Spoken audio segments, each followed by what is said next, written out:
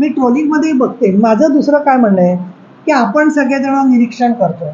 एखादी व्यक्तिमत्व काही अशी असतात की ती अशी वेगवेगळी वक्तव्य करत असतात आणि त्यांचा हेतूच हा असतो की लोकांनी चिडावं, लोकांनी भडकावं, किंवा काही लोक मी असे पाहिलेत की ते ट्रोल याच्यासाठी वक्तव्य करतात आणि त्यांना आनंद, म्हणजे ते म्हणालेले की अरे मला इतक्या लोकांनी ट्रोल केलं.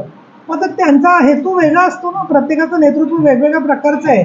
त्यामुळे ज्यांना असं करून दुसऱ्यांना भडकवण्यामध्ये आनंद येत असेल तर आपण त्यांचं व्यक्तिमत्व वेगळं आहे, मग आपण का भडकायचं. माझं म्हणणं असं आहे, आपण राजकारणात आहोत.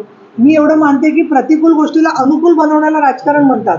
आपण जर का आपल्या भावना स्वतःच नीट सांभाळल्या तर दुसरा माणूस अरे आपल्याला चापल्यात ढकलतोय चिडायच्या, तर आपण अशा वेळेला काय करायला पाहिजे की आपण शांतपणाने इग्नोर केलं पाहिजे. त्याच्या अजून आपण भडकतोय, म्हणजे त्यांना पाहिजे ते गोष्टी आपण करतोय. त्यामुळे आपण थोडंसं, आणि आम्ही महिला चळवळीमध्ये शिकलो की काही काही लोक मुद्दाम महिलांवर विनोद करतात, आपण गेलं की काहीतरी उगाच टाइमपास करतात. तर आपण त्याच सापळ्यात कशाला अडकायचं. आपण ओव्हरकम करण्यामध्ये, त्याच्यावरती सामना करण्यामध्ये जास्त आहे ना.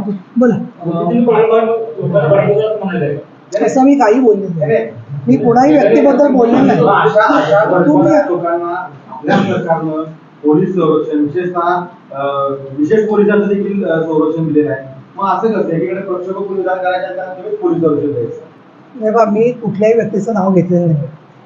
असे लोक, काही लोक एकदम शांतपणाने, शंका सुद्धा येणार नाही असं बोलतात आणि ते भडकवणार असतं. काही लोक भडकवण्यासाठी बोलतात हेही कळतं. पुढापुढावर कारवाई करायची आणि पुढापुढाचं संरक्षण काढायचं, असं नाही करता येत आपली लोकशाहीमध्ये. दुसरीकडे सदावर्ती सरकार कुठेतरी अडचण झाली किंवा त्यांच्यावर नको वक्तव्य सध्या करताना दिसतात. आज सुद्धा दंगल आरक्षण संदर्भात सभा झाली, त्यामध्ये सुद्धा त्यांनी खूप वादग्रस्त वक्तव्य दिलं. तर मग ही आव्हान तुम्ही कशी यांना कसं नाही, मुळात असे की ते काही सभागृहात बोलत नाहीये. सभागृहात कोणी बोललं तर मी काय भूमिका घेते तुम्ही पाहिलेलं आहे. अशा वेळेला मी आता माझं म्हणजे हे काय म्हणायचा निर्देश समाजात पण चालवायला लागले तर ते लोकशाहीला धरून ते होणार नाही. पण त्यांनी कोणी, सुधीर भाऊंनी मला वाटतं त्यांना सल्ला दिलेला आहे आज मुनगंटीवारांनी की तुम्ही वक्तव्य करा सांभाळून. ते त्यांच्या त्यांच्या पक्षाच्या लोकांनी काळजी घेतील ते, असं वाटतं मला. मराठा आरक्षणाच्या बाबतीत तोडगा काढावा असं काल एक विधान तुम्ही केलं.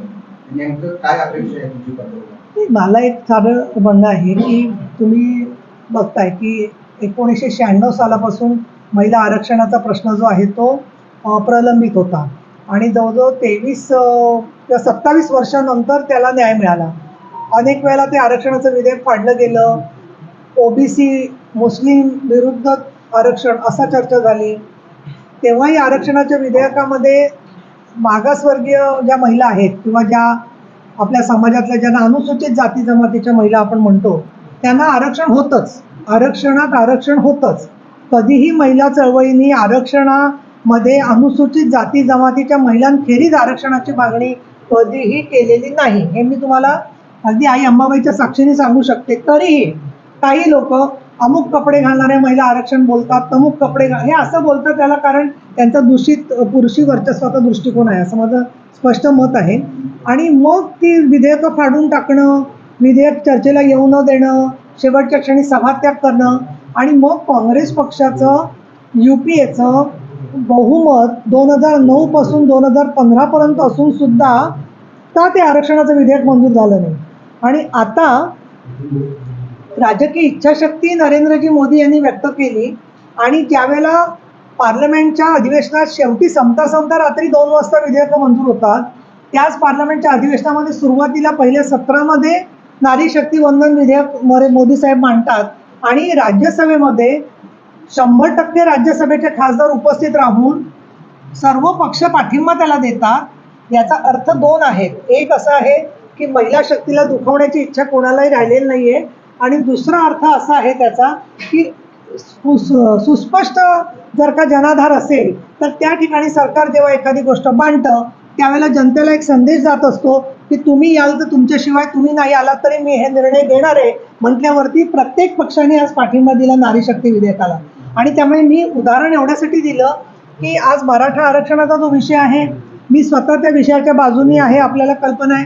ओबीसींच्या संदर्भात सुद्धा आमची भूमिका पूर्ण त्यांच्या अधिकाराचं संरक्षण करण्याचीच आहे. सभागृहामध्ये मला वाटतं तुमच्यापैकी काही जण हजरी असतील की ज्यावेळेला एक मताने ठराव मंजूर झाला विरोधी पक्ष आणि सत्ताधारी पक्ष मिळून की मराठा आरक्षण प्रत्यक्षात आलं पाहिजे आणि म्हणून ज्या प्रकारची राजकीय इच्छाशक्ती आणि ते पास करण्याचं धारिष्ट्य केंद्र सरकारने दाखवलं तसं राज्यामध्ये त्यांचीच भूमिका पुढे नेणारे मुख्यमंत्री एकनाथ शिंदे, उपमुख्यमंत्री देवेंद्र फडणवीस आणि उपमुख्यमंत्री अजितदादा पवार हे मिळून हा प्रश्न सगळ्यांना बरोबर घेऊन सोडवू शकतील असा मी विश्वास व्यक्त केलेला आहे, अशी आमची अपेक्षा आहे.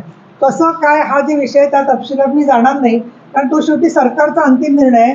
पण समाजात तेढ वाढू नये, समाजात ऐक्य राहावं, समाजात एकोपा राहावा आणि महाराष्ट्राने विकासाकडे एकत्रितपणे जावं आणि सर्वांना संधी मिळावी.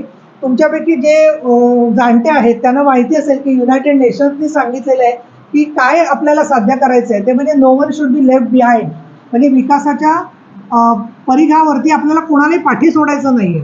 मग ते शिक्षणामध्ये असेल, समाजामध्ये असेल, स्थलांतरितामध्ये असेल, तर हे आपल्याला करायचं असेल तर त्यातून सन्मानाने तोडगा काढला पाहिजे. केवळ रोजची आपल्याला एक बातमी मिळाली की त्याच्या पलीकडे सुद्धा राजकारण घडत असतं.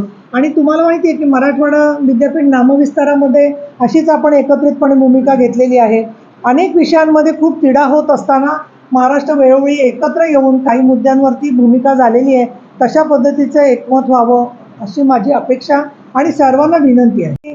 तुम्ही काय काम करताय याच्याबद्दलचा अंतर्भाव DPCमध्ये करण्यात यावा. परंतु आजही त्याला काही जिल्ह्यांमध्ये सुरू झालेले आहेत कामं. परंतु कालच मी जेव्हा पुणे जिल्ह्यामध्ये बैठक घेतली त्यावेळेलाही मला दिसलं की गडकोट किल्ल्यांचं संवर्धन हा एक विषय सरकारने हाती घेतलेला आहे. आणि त्या गडकोट किल्ल्यांच्या संवर्धनामध्ये मग सौर ऊर्जा असेल, घनकचरा व्यवस्थापन असेल, त्या ठिकाणची पवित्र स्थळं असतील त्या गड किल्ल्यांवरची, त्याला चालना देण्याचा सरकारचा प्रयत्न जो आहे तो चाललेला आहे. आणि विविध ठिकाणी एक मोठी कॉन्ट्रोवर्सी सारखी समोर येते. तर त्यामुळे मला आजच्या कोल्हापूरच्या बैठकीच्या मध्ये मी आपल्या ज्या महानगरपालिका आयुक्त आहेत आणि पोलीस अधीक्षक आहेत त्यांना दोघांशी बोलले, भेटले. जिल्हाधिकाऱ्यांना तर अनेक बैठकांमध्ये मी पूर्वी बोलावलेलं आहे. परंतु मी इथून सगळ्या NGOची बरंचसं तक्रार ऐकते की डिझास्टर झालं किंवा एखादी आपत्ती आली की आम्ही दिलेल्या सूचनांचा विचारच झाला नाही असं सांगितलं जातं.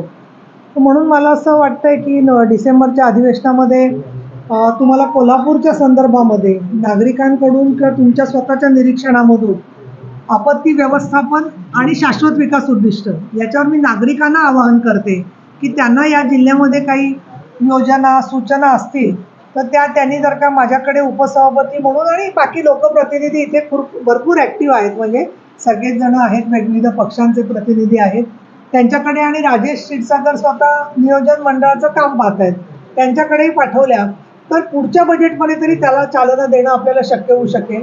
त्याखेरीज आपल्याला माहिती आहे महिला बाल विकासला DPCच्या 3% निधी दिला जातो आहे. तर तो निधी जसा मिळतोय तसं पुण्यामध्ये तरी त्यांनी निर्णय घेतला की गडकोट किल्ल्यांसाठी सुद्धा 3% निधी द्यायचा. तर तसा कोल्हापूरमध्ये झाला असेल निर्णय तर चांगली गोष्ट आहे, नसेल झाला तर त्याचा सुद्धा उपयोग आपल्याला या गोष्टींचं जतन करण्यासाठी म्हणून होऊ शकेल असं मला वाटतं. तर या माध्यमातून विविध लोकांच्या जे आहेत कामं त्यांच्या योजनांची अंमलबजावणी होणं खूप गरजेचं आहे. सन्माननीय मुख्यमंत्री एकनाथ शिंदे यांनी नुकतंच मुख्यमंत्री महिला सशक्तीकरण योजना सक्षमीकरण याच्यावरती एका मोठ्या वृत्तपत्रात 7 मुद्द्यांचा तपशीलवार लेख परवाच प्रसिद्ध केलेला आहे.